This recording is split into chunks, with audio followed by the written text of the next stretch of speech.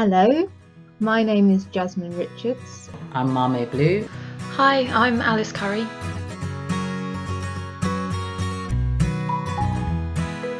We're an award-winning children's book publisher and social enterprise with a mission to publish inclusive books celebrating diversity, social equality and environmental sustainability. I'm a children's author. I've published over 12 books for children. I've worked in publishing for over 15 years as an editor, storyliner, IP developer. I've worked for companies like Penguin and Oxford University Press and Dutton in New York. Most recently, I've launched my own company, which is called Storymix. We're an IP developer, a fancy word basically for a packager. And what that means is we create books for publishers. My business is focused on creating stories that are actually representative of our society and offering pathways to authors from underrepresented backgrounds. So we're really keen on creating stories for all children and where all children get to be the hero. I am an author and I'm part of the Jacaranda 20 in 2020 initiative. My debut novel is due out on the 18th of June. It's called Bad Love and will be published with Jacaranda Books.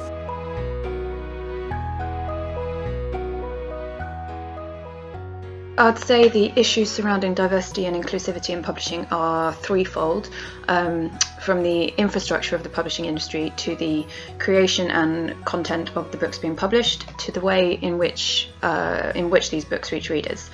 One of the main issues is the lack of representation of certain groups of children from certain backgrounds. So we know that in 2017 that only 1% of protagonists in children's books came from a BME background, and that's versus 33% of school children being from a BME background. So obviously we've got quite a big gap there, and one that should and does make many in publishing uncomfortable. Another key issue is around who's actually creating children's books. So the Book Trust did a recent piece of research and they found that between 2007 and 2017 that only 2% of creators of children's books, so those are people who are writing and illustrating, only 2% were creators of colour. I suppose I am aware of the lack of representation as both a reader and a writer. As a reader, I didn't feel like I saw myself in books until I read Chimamanda Ngozi Adichie's Americana, and that was as an adult. Up until that point, growing up, I was a bookworm, but I didn't really know what I was missing until I saw myself represented, and that kind of forced me to read much more widely beyond the stories that I was prescribed at school or the stories that were grabbing the most press headlines. And as a budding author, the publishing industry seemed a bit inaccessible to me. Maybe it's because of the lack of adequate representation when it came to the books and the authors that were widely marketed and therefore made popular. I kind of assumed that my stories would fare better taking on an indie track rather than approaching the bigger, much older publishers. And again, it was about inaccessibility and feeling as though such a historically white institution will be slow to change or expected change to happen without any effort from themselves, thus continuing the cycle of insanity, doing the same thing over and over again and expecting a different result.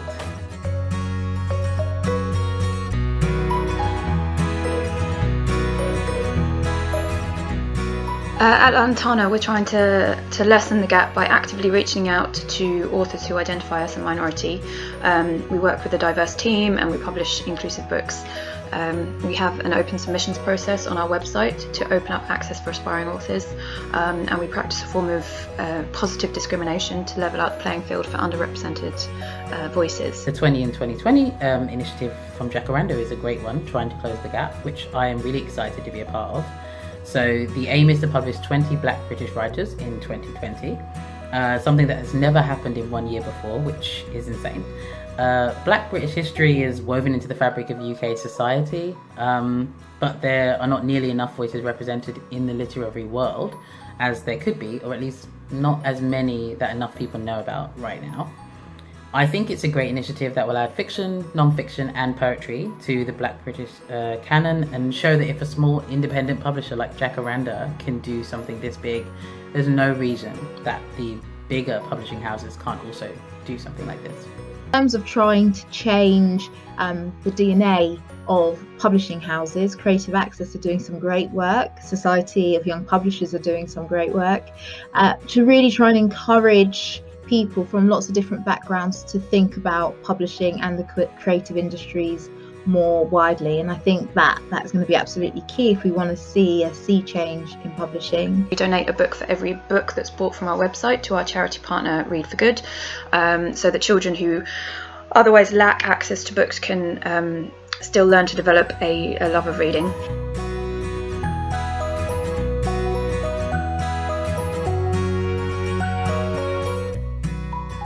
Love to see more representation of disability and mental health in children's books, and also of alternative families. So, you know, so many children today growing up don't have a traditional family structure.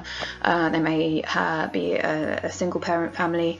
They may be living with grandparents, have two mums, two dads, or foster parents, and books so rarely touch on anything but the traditional family unit.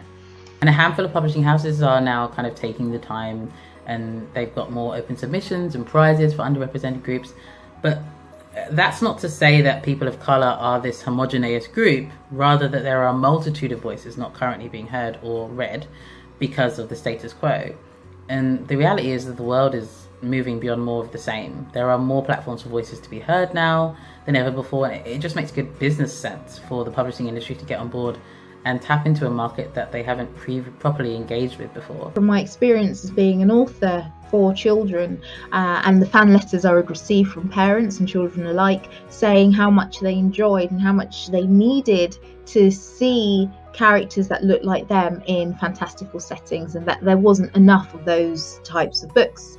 So that was one key moment for me, that realization that actually all kids should get to exist in a fantasy novel and in a horror novel, and that these shouldn't just be stories around struggle or adversity. They should just be great plot-driven stories that kind of sticks to your hands, and you've got to keep on turning those pages.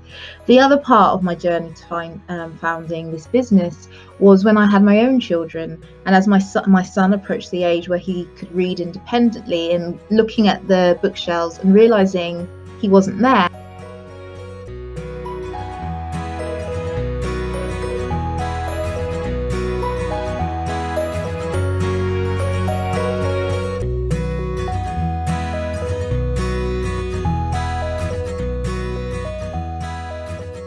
I suppose one piece of advice that I would give is to hire more people with experience and knowledge of reaching out to wider audiences.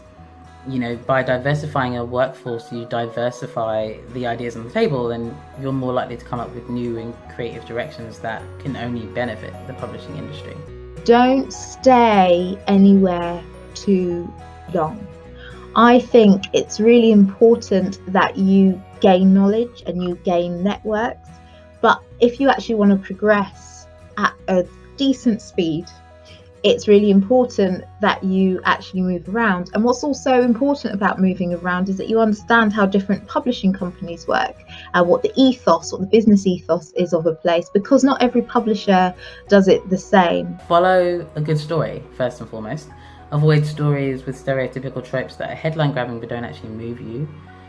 Question your own biases and widen what you read, and challenge yourself to read outside of your preferred genre, because it can only help to make you more objective and considered in your decision making.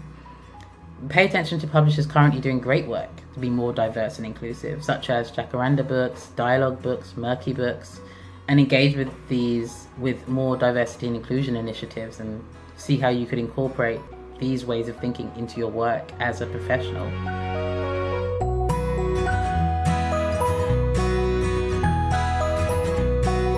It would be an entirely legitimate concern if someone wishing to work in publishing was worried about their career perspectives due to bias. I know it's easy for me to say, but what I would say is please don't let that hold you back if you can possibly help it. You know, I for one am actively looking for people like you. The trick now, I think, will be for publishers to make sure their places of work are as welcoming and inclusive as they can be, and that and that allow everyone to flourish. My advice would be, don't worry. I don't think there has been a better time to work in publishing if you come from an underrepresented background. Publishing knows that it has a problem. Publishing wants to fix it. So you guys at the beginning of your careers, especially if you can bring a unique perspective, or a perspective that is not seen in publishing at the moment, I think that's an advantage. It's not a disadvantage. Depending on where you're looking to work, do some research into their diversity and inclusivity policies, like what they're publicly doing to diversify their workforce, how accessible they make their application process, especially for entry-level publishing hopefuls, what opportunities there are for progression and actually building a career in publishing. And look for places that you feel like you would be welcomed, and ones that are hopefully open to challenging the status quo of what publishing has been in the recent past.